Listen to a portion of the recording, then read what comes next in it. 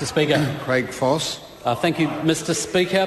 Mr. Speaker, I'd like to share with the House that the National won't be supporting this bill, and the members overseas at least, over the other side. But I would like to fully acknowledge the sentiment and the aspirations, if you want, and the motivation that the member has behind this bill, because I fully acknowledge that, and I'd like to speak a little bit more to that in a moment. But, Mr. Speaker, I'd just like to point out that New Zealand's GST system is world-renowned. It is the envy of many of the countries which we compare ourselves to or many people visit. And in fact, also over many years, since it's been in, 25-odd years, Mr. Speaker, it's relatively unchanged. I note that the Labour government in the 80s, when they brought it in from 0 to 10, they brought it in. There were no exemptions to speak of, Mr. Speaker, and they considered it, I understand, but they chose not to.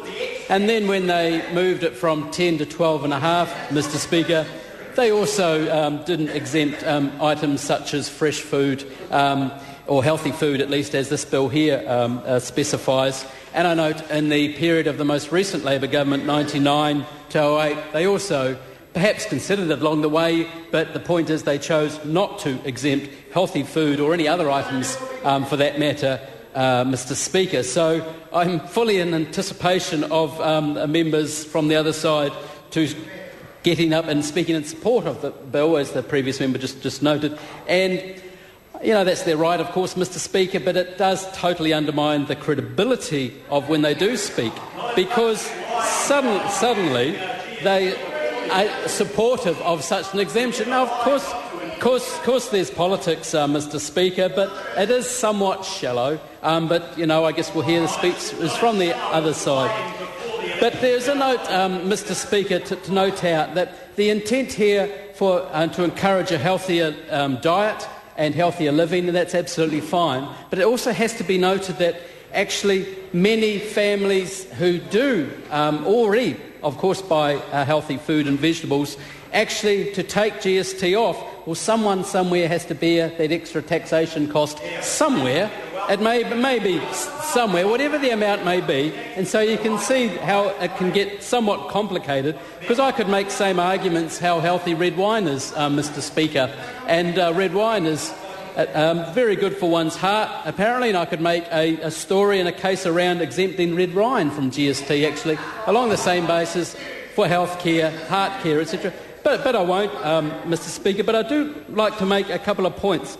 The ability in some communities, particularly lower socioeconomic communities, to access fresh fruit and fresh vegetables and fruit, Mr. Speaker, is actually available right now. And I'd like to bring up the example of Te Ranga Marae in Flaxmere, where they actually have a community garden. And when you buy most of the seeds, most of the plants, they're all donated from the community. There's zero GST for the people that participate in the garden there. It's a great community spirit and managed by my good friend Hanari O'Keefe. But my point being, the availability to grow, to access fresh fruit and vegetables is right there in our communities right now, regardless of debates on GST or not, Mr. Speaker. So the member opposite tries to identify just Hawke's Bay. Well, then perhaps we should have exemptions not in Hawke's Bay but in other places down south, perhaps. So you can start to see how complicated this could get, Mr. Speaker. For example, an apple on a tree wouldn't attract GST, an apple washed and bagged actually would. Well, you know, again, I fully acknowledge the sentiment, and I value that contribution. I really do question, I'm sure, what we're about to hear from the other side as to they are going to speak beyond this particular bill and perhaps somewhat dilute the intent, the good intent behind it, Mr. Speaker. I'll also note, Mr. Speaker, that actually, as the previous member noted, in other jurisdictions, GST or VAT is not on certain items. That's quite correct. But again, actually after much debate, most of those jurisdictions look quite enviously at the GST system that New Zealand has, as introduced, and which has essentially stood the test of time over 25, 30 odd years across governments, across parliaments, and actually remains virtually unchanged. Of course, there's obviously going to be some politicking from some members around it, but actually to be true to the integrity of GST and to be true to the integrity of debate and consistency of position is probably quite admirable, Mr Speaker.